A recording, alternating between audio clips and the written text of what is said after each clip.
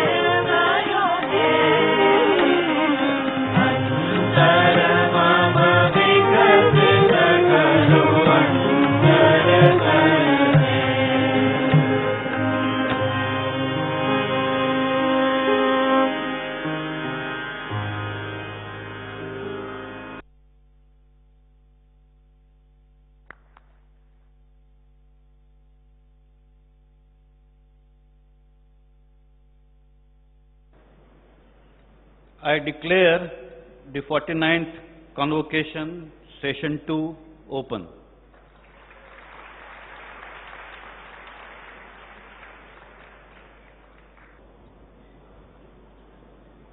Mr. K.V. Kamath, Chief Guest for today's function, Dr. Anil Kakotkar, Chairman, Board of Governors of IIT Bombay, members of the Board, members of the Senate, distinguished guests, faculty, staff, graduating students and their parents, ladies and gentlemen. I have great pleasure in welcoming all of you to the 49th Convocation of the Indian Institute of Technology, Bombay. We are holding our convocation in two sessions. In session 1, held on August 5th, the doctoral and master's degrees were awarded.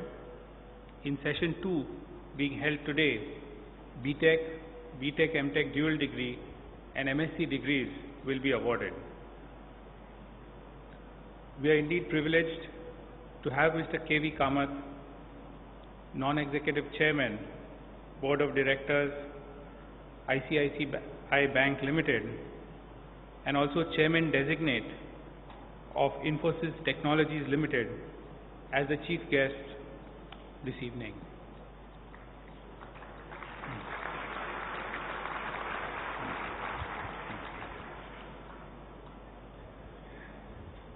Mr. Kamath is a distinguished business leader, well known for his extraordinary commitment and contribution to the growth of the banking industry within the country and abroad. After graduating in mechanical engineering from the erstwhile Karnataka Regional Engineering College, now NIT Surathkal, Mr. Kamath obtained his master's degree in business administration from the Indian Institute of Management, Ahmedabad. He started his career in 1971 in ICICI, an Indian financial institution that founded ICICI Bank and merged with it in 2002.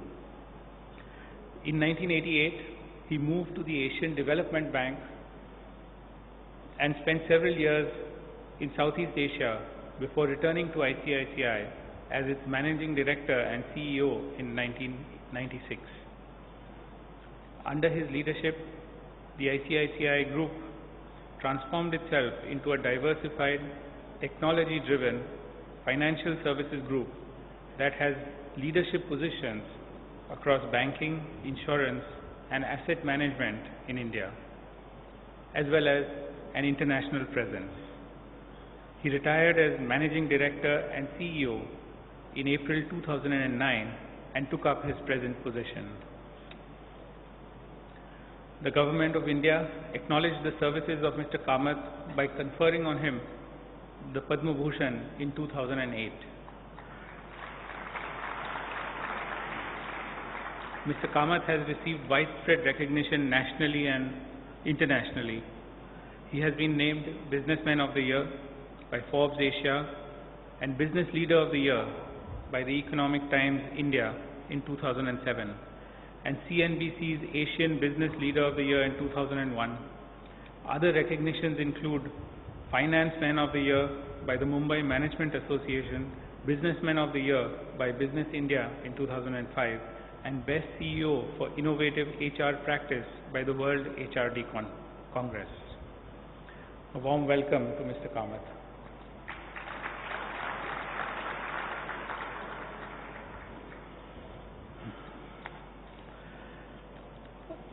IIT Bombay is fortunate to have Dr. Anil Kakotkar, a distinguished engineer who has contributed so much to India's nuclear program as the Chairman of the Board of Governors of IIT Bombay.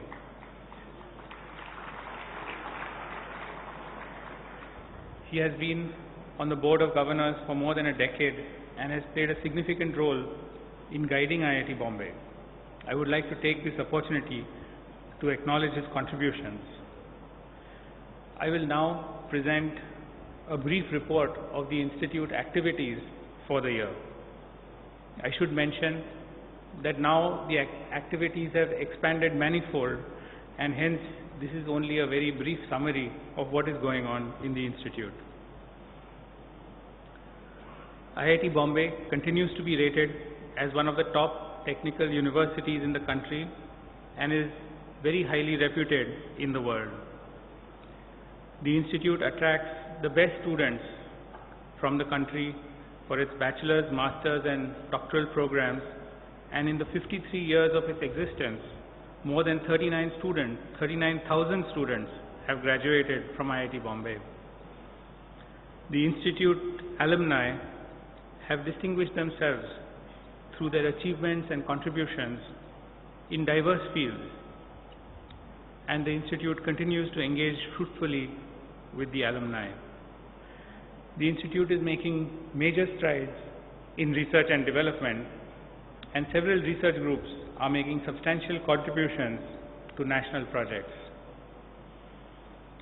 The research and academic programs of the Institute are driven by an outstanding faculty, with many faculty members internationally reputed for their research contributions.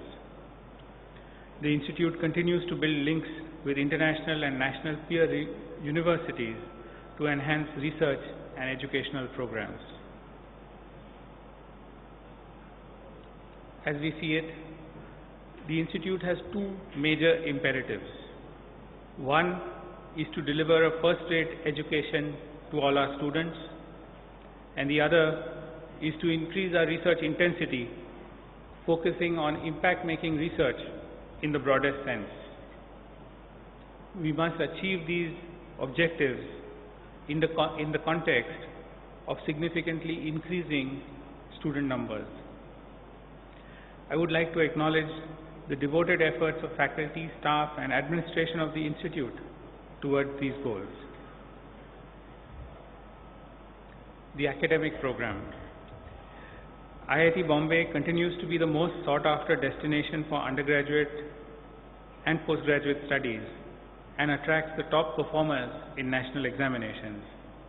This year, 70 of the top 100 rankers in JEE 2011 have joined IIT Bombay, and this includes 8 of the top 10 JEE rank holders.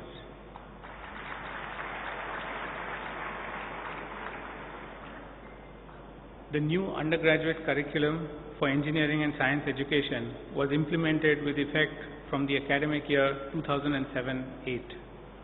Its flexibility gives students a range of options which include a minor in a different subject or taking advanced level courses in the same discipline, leading to a BTech with honors. I am happy to report that the first batch of students in this new program will receive their degrees today. As many as 147 students have earned a minor or a major, a minor or an honors or both from the graduating batch of 328 students. In this convocation, a total of 1,846 degrees will be awarded. Of these, 18 are 5-year MSc, 158 2-year MSc, 226 BTech MTech dual degree and 328 BTech. The number of degrees awarded last year was 1691. Research and development activities. Research and development is the primary focus of future growth at IIT Bombay. The goal is to promote research that makes a difference to society, to industry, and to the profession itself. Research at IIT Bombay is almost entirely funded from projects sponsored by external agencies. Nearly 229 new sponsored projects were initiated during the year with a sanctioned outlay of rupees 174 crores. Some of the major projects include rupees 47 crores for the National Center for Photovoltaic Research and Education, rupees 14 crores for a project on network sanitization, and several others.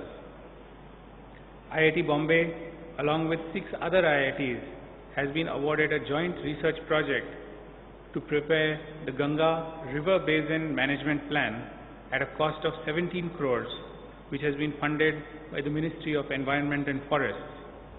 Several of these projects being undertaken are in partnership with industry. I am very happy to announce that IIT Bombay has been appointed the design coordinator for the Dandi Memorial by the Ministry of Culture of the government. This memorial, which will be built at Dandi in Gujarat, will commemorate the Salt March of Mahatma Gandhi. We feel very privileged to be chosen to contribute to the establishment of such an important national monument. IIT Bombay has built up excellent research facilities as a result of the external funding received, and several of the institute laboratories are of a world standard. Undergraduate students have several opportunities to participate in the research and development programs of the institute. In fact, we would like every undergraduate student to have some exposure to research. This is not because we expect every student to become a researcher, but because today every modern engineer and scientist must be equipped to keep pace with the increasing growth of knowledge and to have an understanding of how new knowledge is generated through research. For the past 2 years, several faculty members have given lectures about their research in the hostels to inform and excite new students about the work going on in their labs. This is the part of the program of the Dean of Research and Development called Enthuse. There are also several student-led technology projects. The largest is a student satellite project initiated by students from the Department of Aerospace Engineering, which aims to launch at least 5 satellites in the next few years under the mentorship of IIT Bombay faculty and scientists from ISRO. Students from several other departments are involved, and the first satellite, Pratham, will be launched soon. I was very happy when ISRO scientists told me that they are impressed by the competence, commitment, and professional approach of the students on the team. Other such successful projects include a biodiesel plant and a Formula One racing car. International relations. IIT Bombay assigns a significant value to its strong relationships with a number of international universities, particularly for collaborative research and student and faculty exchanges. We have an active visiting faculty program which attracts international faculty to the institute for durations ranging from a few weeks to as much as a year. A number of international students are now keen to study and do research at IIT Bombay, either as full-time or exchange students. 43 international students registered for various programs at IIT Bombay in 2010-11. Several IIT Bombay students have also had an opportunity to study abroad as exchange students or do summer internships abroad. We are looking to grow all these programs to give our students a broader international exposure. In addition, French, German, and Japanese language and cultural courses are now being offered by native speakers of these languages in the campus. These are quite popular with students. Through an agreement with the Beijing Jiaotong University, we plan to start Chinese language courses this year. Resource mobilization. The Institute requires substantial financial resources for continued modernization of facilities and for its growth. In addition to MHRD, that is the support from the Ministry of Human Resource Development, donations from our alumni have helped us in a significant way. This year, we received 411 donations totaling rupees 15 crores from alumni and friends of IIT Bombay.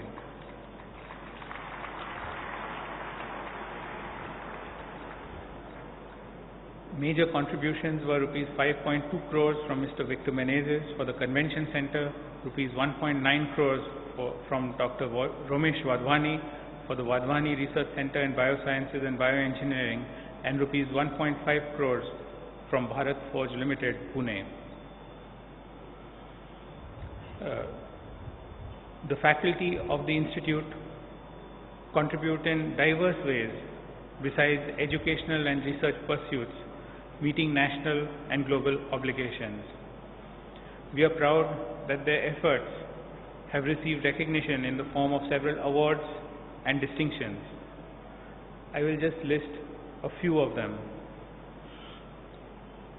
Professor D. Bahadur, Department of Metallurgical Engineering and Material Science, has been selected by the Materials Research Society of India for the MRSI Distinguished Lecturership for this year.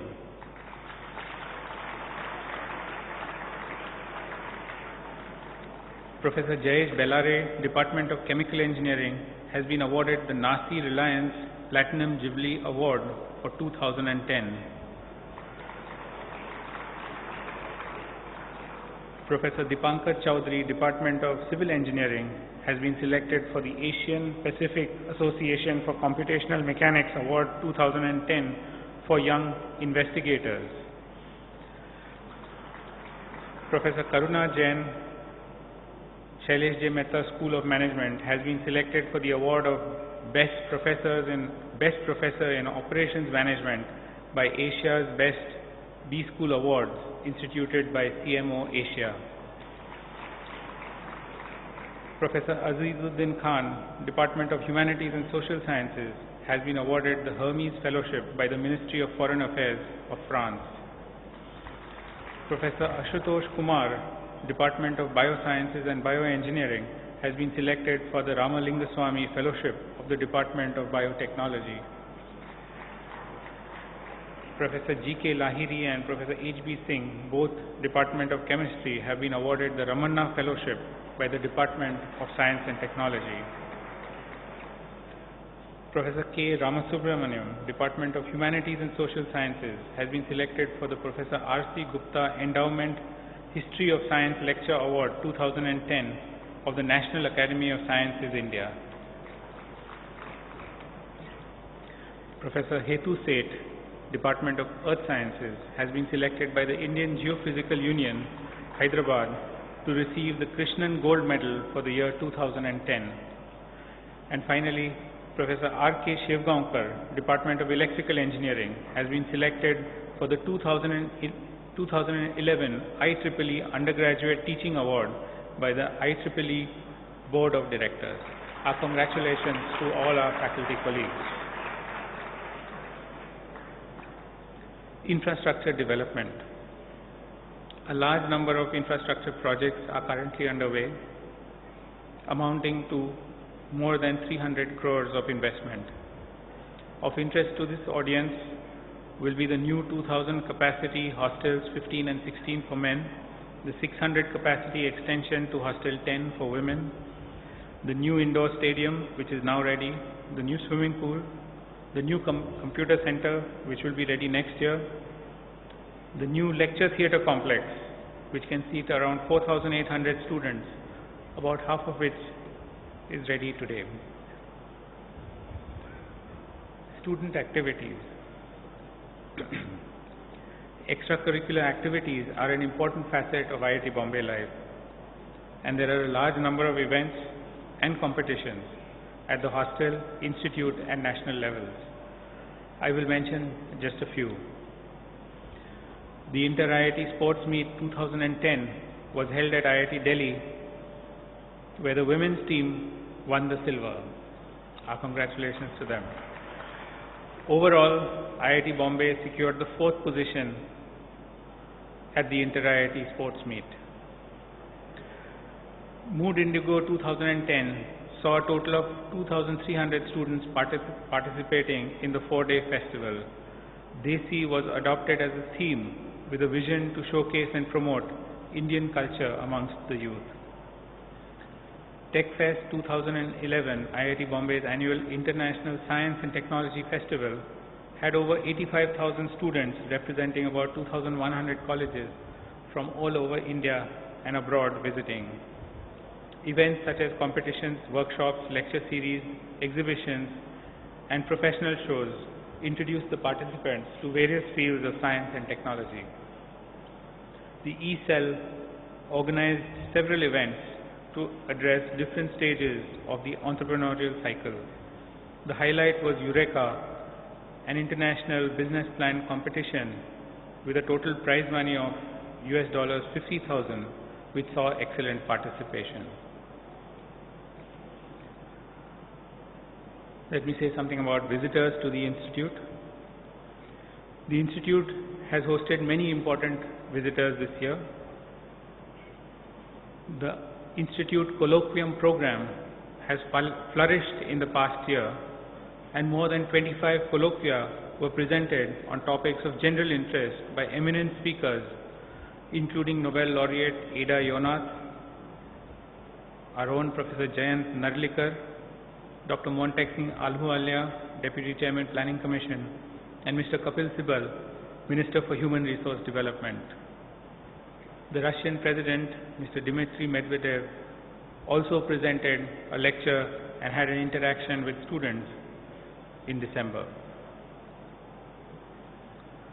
Finally, in conclusion, let me say that this event, the Convocation, marks the highlight of our academic efforts at IIT Bombay. I, together with all my colleagues, feel a lot of pride and joy to see so many bright individuals graduate from the Institute, transformed by their stay here, and ready to face the challenges of the world. On behalf of the Institute, I offer my warmest congratulations to all graduating students who will receive their degrees today. Congratulations to proud parents and family members of the graduating students as well.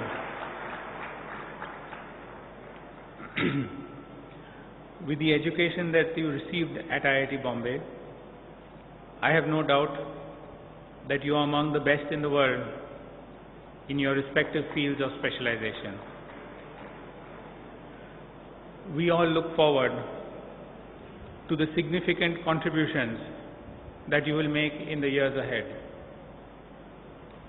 The alumni of this institute have excelled in all spheres of activity.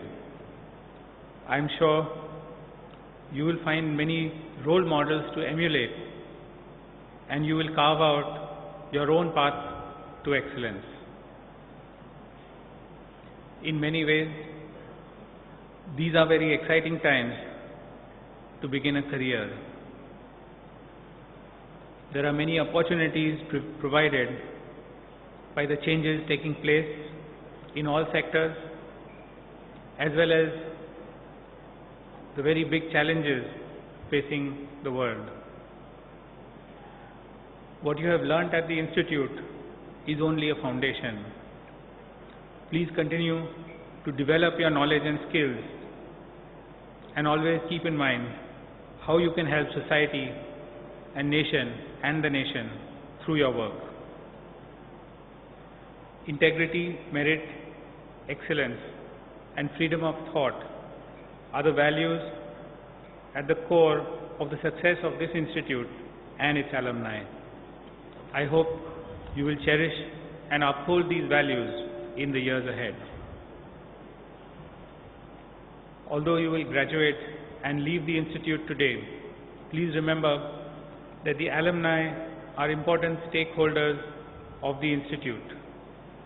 They are part of the institute, and we cherish our links with them. As fresh alumni, I urge you to maintain strong ties with the institute and participate in the future growth and evolution of IIT Bombay. On behalf of the institute, I wish you all success in your future endeavors. Jai Hind.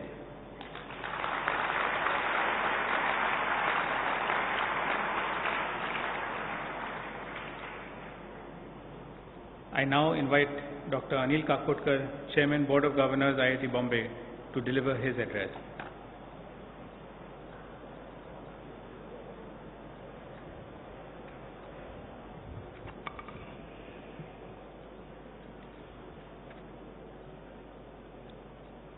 Mr. K.V. Kamath, Chairman, ICICI Bank and Chairman Designate, Infosys Technologies. Professor Khakar, Director, IIT Bombay, members of Board of Governors, members of Senate, faculty, students graduating today, their parents, invitees, ladies and gentlemen. Let me first of all add my words of welcome to Mr. Kamath and to all of you to this second session of the 49th Convocation. Convocation is an important event in the calendar of an academic institution. After completing your studies under the guidance of your very able teachers, you are entering the next phase, which would give you opportunity to contribute to the society, industry, business and nation at large. It has been our endeavor to prepare you to be able to contribute in the best possible manner. My congratulations to all of you on this day. On this occasion, I must record our gratitude and appreciation to the faculty for their efforts in facilitating your learning process. I would like to thank Mr. K.V. Kamath for gracing this occasion as our chief guest.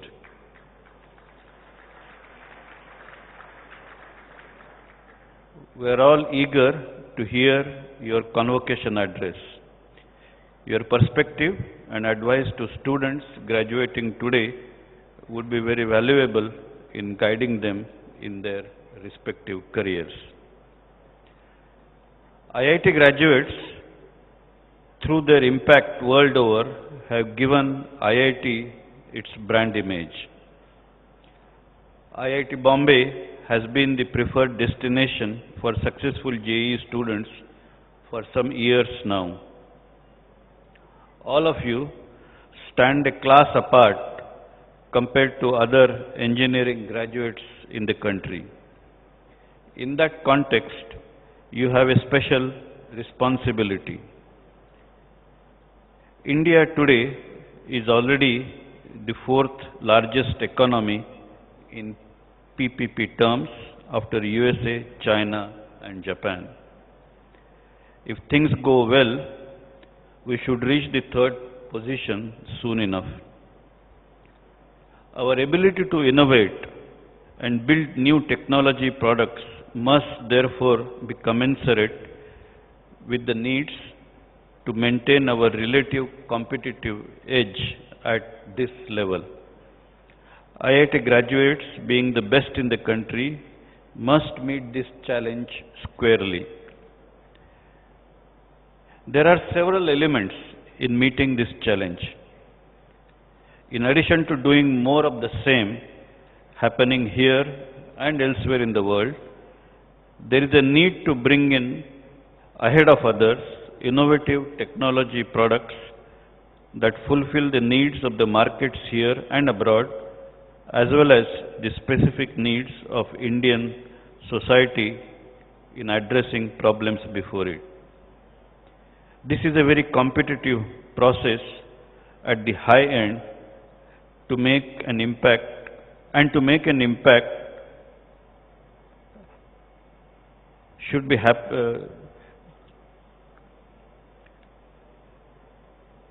happening on a large enough scale. To my mind, this should be the niche area for IIT graduates to work on.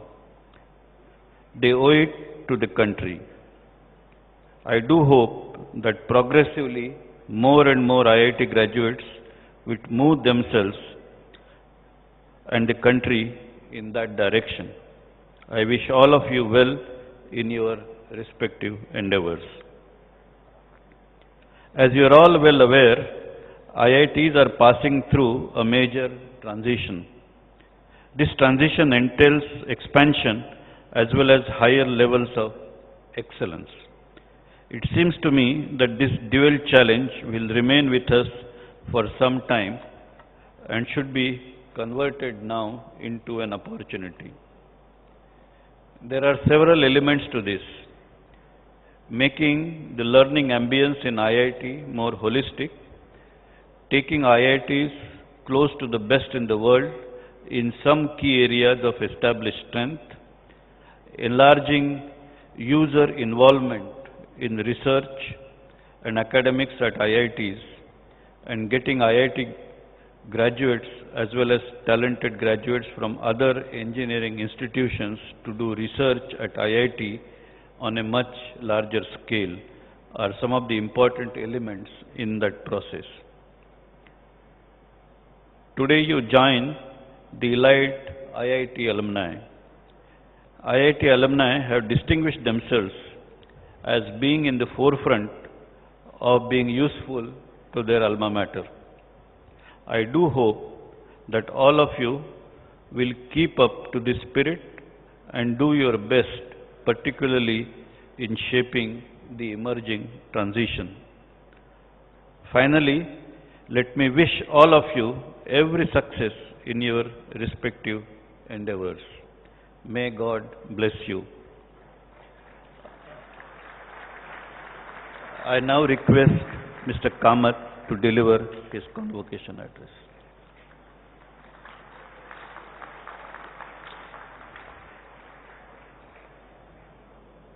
Dr. Anil Kakotkar and Professor Devi Kakkar, members of the Board of Governors, members of the faculty and staff, students, ladies and gentlemen. It is indeed a pleasure and an honor to be here today at this great institution. This is a seat of intellect and a temple of learning, and one of those Indian institutions that is recognized and respected the world over. This is an institution that has nurtured some of India's best minds. People who have studied and honed their capabilities at this institution have gone out into the world and made a significant impact on our country. It is therefore an honor for me to be invited to address this convocation here today. And it is always a pleasure to be among so many vibrant young minds, brimming with energy and ideas, poised at the threshold of what I am sure will be very exciting and rewarding lives and careers.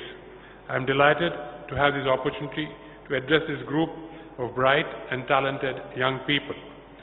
As you pass out of these portals, there must be many queries on what the world holds for you. I thought therefore that I would share with you a snapshot of the state of the world, of India, and the future of our country as I see them. The world is changing and changing rapidly. Economic strength is no longer determined by geography. That has been replaced by knowledge and connectivity. And I think this is a subject that is well understood by all of you technocrats, that economic strength is not geography anymore, it is not north and south anymore, it is the ability to harness technology, to use technology, and then leverage technology. And I think that is exactly what this institute has prepared you for. There is a global reallocation of capital that is going on, and this reallocation of capital and resources has changed the nature of business. The dramatic growth of the emerging markets, starting with the tiger economies, that is Taiwan, South Korea et al. In the 60s, thereafter followed by China and now by India, as well as the return to stability and then growth in Latin America is reshaping the global economic landscape. In the decade of the 1990s, the contribution of emerging and developing economies to global growth in GDP was around 19% on a point-to-point basis. Their contribution in the years from 2002 to 2008 has jumped to 43%. So from 19% just 20 years back to 43% in the last 10 years in terms of what it contributes to overall global GDP. I think puts into context the role that the emerging economies will play, and I'm sure a large number of you will find it very profitable and satisfying to work and contribute to emerging countries. Emerging countries, primarily in this context, what I have in mind is India. Indeed, some of you will seek shores beyond our country, but a large part of you will find fulfillment, because this sort of momentum that you see in the global reallocation of capital would mean that the opportunity here will approximate and then probably exceed the opportunity that you will find abroad. This indicates that a process of global rebalancing has been well underway, the shift from 19 to 43% for quite some time, and will continue in the future. The global financial crisis of 2008, with its roots in the West, has accelerated this process. In 2010, the contribution of emerging and developing economies to growth in global GDP on a nominal basis jumped from 43% to 68%, the highest during the decade, while the contribution of advanced countries was 32%. While the proximate cause of the crisis was US subprime mortgage debt, in its wake it exposed several frailties in the global economy, including fiscal and trade imbalances for several economies and their high reliance on cheap and plentiful flows of foreign capital to support economies dependent on one or more of consumption demand, real estate and financial services. It is forcing many countries to rethink their business models and find a more balanced growth path. Those of you who have had time to look at the papers in the last few weeks, you first heard about the European crisis, starting with Greece, and then Portugal, Italy, Spain, Ireland, the so-called PIGS countries, PIIGS. You heard about those countries. And frankly, there is no resolution for the problems that they are facing. Some of these countries are facing unemployment of between 25 to 30%, with GDP growth almost at stall rate. So that problem is not yet resolved, and that is something that you will have to factor into your own opportunity set as you go forward.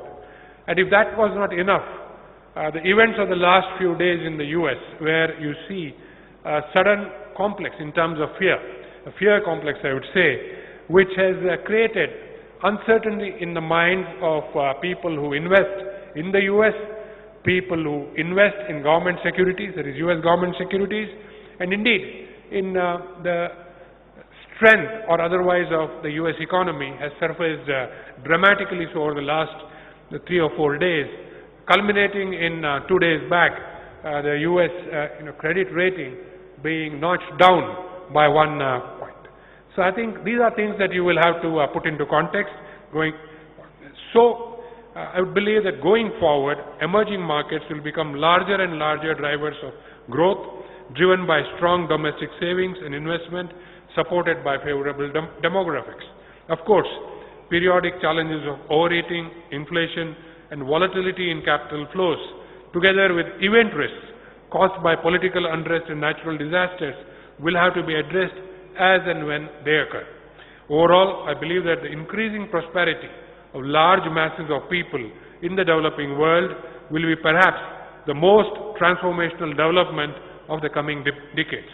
That was the global snapshot, not very settled as it were, uncertainties in large parts of the developed world.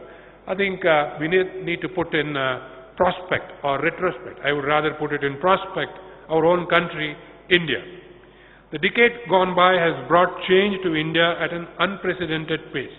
We have lived through a period of what, in technical terms, we can term as discontinuous change. Change which is not incremental, change which is not steady, but change which is discontinuous. Sometimes the scale and scope of this change is not visible when you are in the midst of it. And it is only when you look back that you can truly see how far you have traveled. Among the many transformational developments of these years, I would pick three that were truly momentous in their impact as far as our country was concerned. First, we crossed per capita GDP of $500 and then $1,000 in the same decade. This is not on PPP basis. If you want it on PPP basis, you need to multiply it by approximately 2.7 or 3. So you grew from, on a purchasing power parity basis, from say $1,300 to $1,500 to about $4,000 to $4,500 in one decade. This had tremendous implications for savings growth, consumption demand, and the ability to finance investment in the country. Suddenly, so many possibilities emerged, not only for growth in traditional business segments, but also for building a whole new set of businesses to meet the needs associated with this upward migration of large sections of our people. Second, India quickly adopted and leveraged developments in information and communication technology, in some cases leapfrogging intermediate stages of development. This enabled the quick scale-up of new paradigms of distribution and service in terms of delivery as well as in range, in terms of reach to various areas. Color television, which arrived in the US in 1953, took 25 years to reach India. Cable television, which arrived in the US in the 70s, took 20 years to reach India. The first PC was seen in 1981 in the US and came to India in the 1990s. So the time lapse between introduction of a new technology and its coming to India started dropping. However, while the internet started to make roads in the Western world in 1990, it started to take hold in India by 1995. So basically, the time lapse was being caught up, as it were. And as you proceed, mobile phones reached India just a few years after the West, and in just about a decade, we have over 750 mobile subscribers and over 550 million active mobile phones in the country.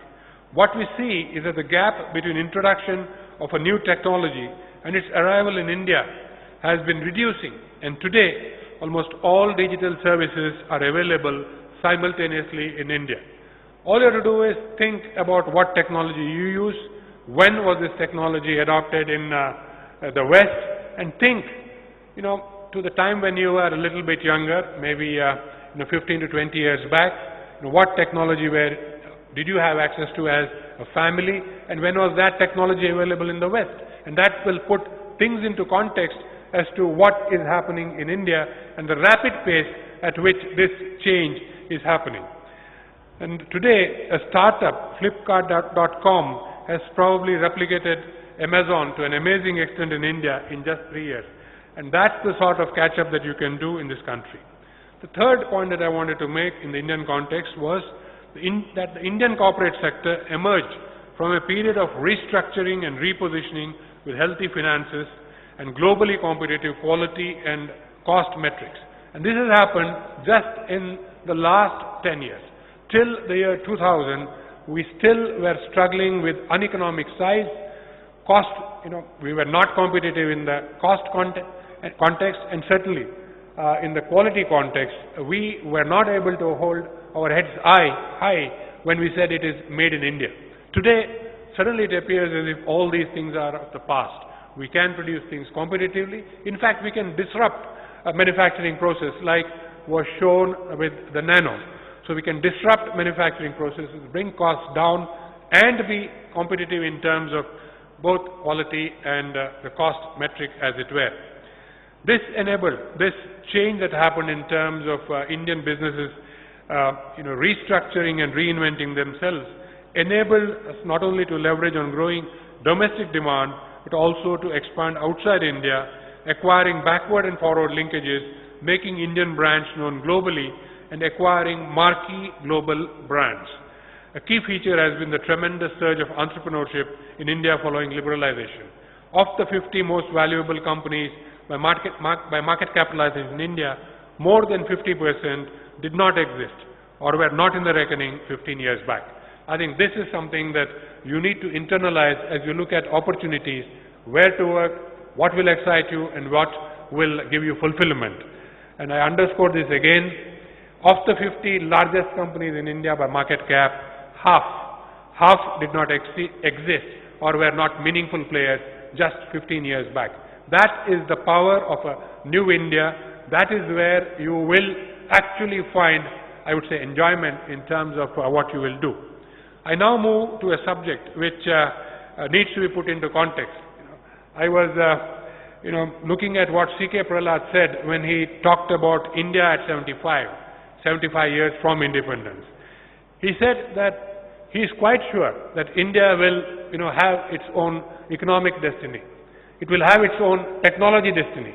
But these two will not come together unless you set the governance equation right. So I move on now to governance, because I think this is a question again which must be in your mind as you read media, as you read papers, as you see what is happening around us on a daily basis. I know that these questions are in many minds and must be in yours on the issues of ethics and governance that seem to have created a shift in the mood from optimism to caution, if not pessimism. These concerns are understandable, but I believe that the issues we are seeing can and will be addressed. Let me address what I think are the two big questions that are being asked today. The first question is parliamentary democracy impeding India's growth by delaying decision making and not allowing businesses to tap land and natural resources for growth? In the long run, the answer to this is an unequivocal no. Democracy provides a safety wall to a country and society that encompasses many different points of view, both economic and social. In a country as diverse as India, no other system of government can be sustained for any length of time. And it is within this system of democracy that we have found in the past and can and will find in the future solutions to various issues. Through the last 20 years, India has had different political formations at the helm of affairs, yet each government has in its own way taken forward the economic growth agenda. There is also growing evidence in recent years to show that India's voters reward development that is sensible, sustainable and inclusive. If you look at specifics of the current scenario, the key debates are around access to forests, access to mineral resources, access to airwaves and access to land. The first three, I believe, are well on their way to being resolved. The last, land, is on the front burner for a resolution. The second point that comes to mind is whether the corruption scandals that are emerging will or will not derail the Indian story. To me, the news I read in the papers is actually evidence that our overall constitutional system is working. The agencies responsible for surfacing these issues were set up with this very task of acting as checks and balances on the use of executive authority. The ongoing developments demonstrate the independence of constitutionally empowered agencies that are set up as an independent check. What we are seeing now is a corrective process that will lead to improved governance going forward. Let me also look at this issue from the perspective of the corporate sector. If you look back 15 years, the Indian industrial sector was often believed to be dishonest, with poor corporate governance and many promoters siphoning off revenues and profits. This changed as they saw the power of the market to reward entrepreneurship.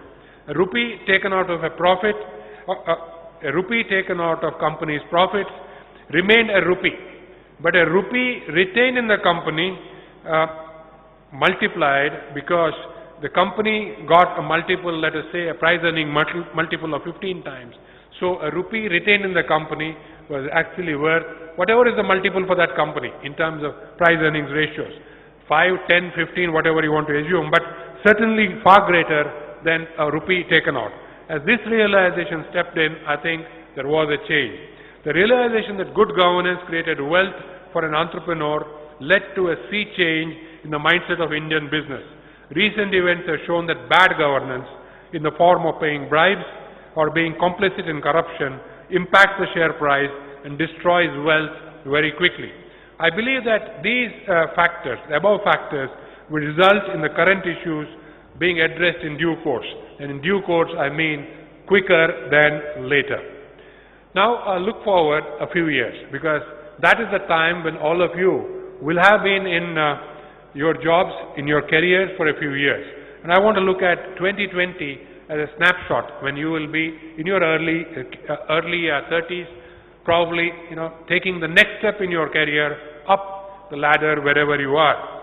Just as India in 2010 is very different from the India of 2001, so will India of 2020 be very different from the India of today. At current growth rates, we will treble our GDP in the next 10 years. Rising affluence will propel demand for goods and services, providing a strong domestic impetus to growth.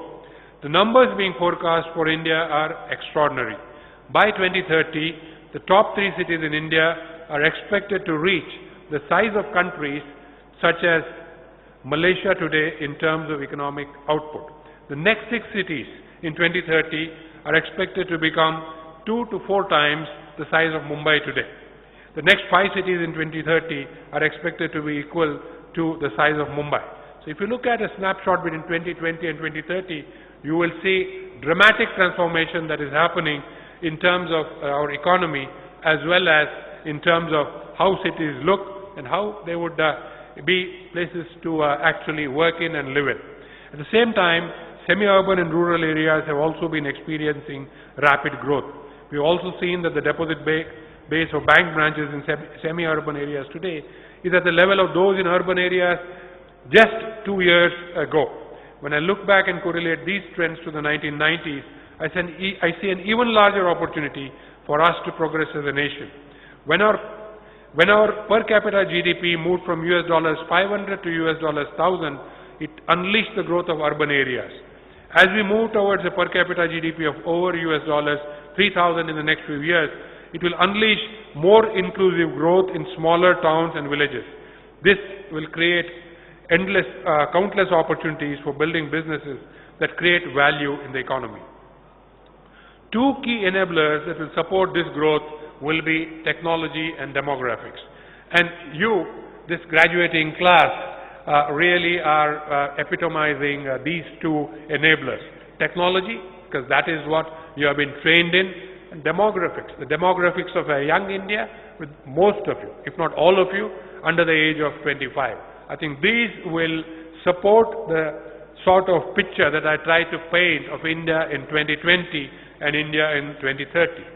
The most powerful driver of change in the past has been technology, and I believe it will continue to be technology.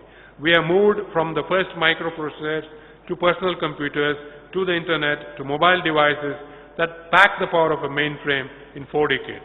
In the late 1990s, we at ICICI Bank took a couple of big calls on technology. We believed that the operation of Moore's law, which every one of you knows, rapid increase in computing power accompanied by rapid decline in cost, would fundamentally change the way we did business.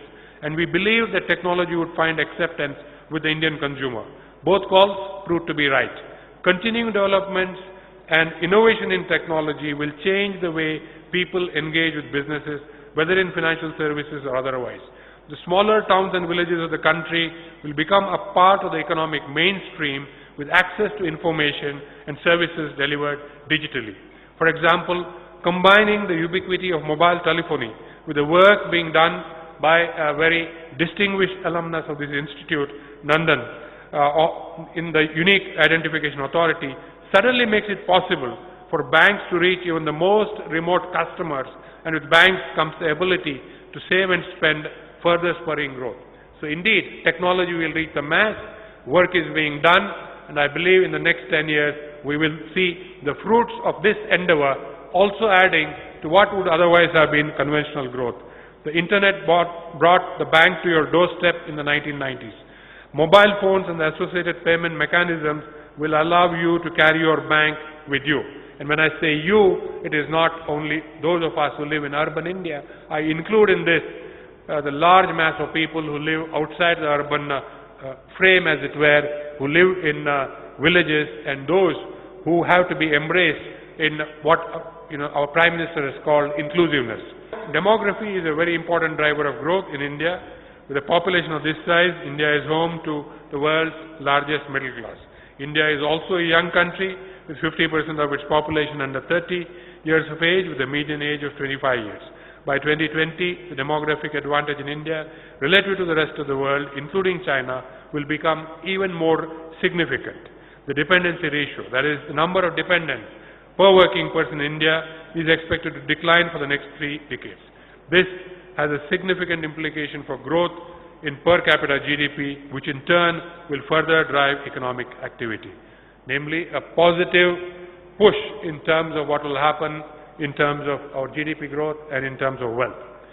In conclusion, let me end by saying that I am a great believer in the future of India, in the future that it has to offer you. I congratulate all of you on the success you have achieved so far and wish you all the very best for the great things that will come your way. Despite what you hear in the papers, I believe that there has never been a better time to have been born an Indian and to get into the job market as an Indian. And this is your moment. Go out and seize the day. Thank you.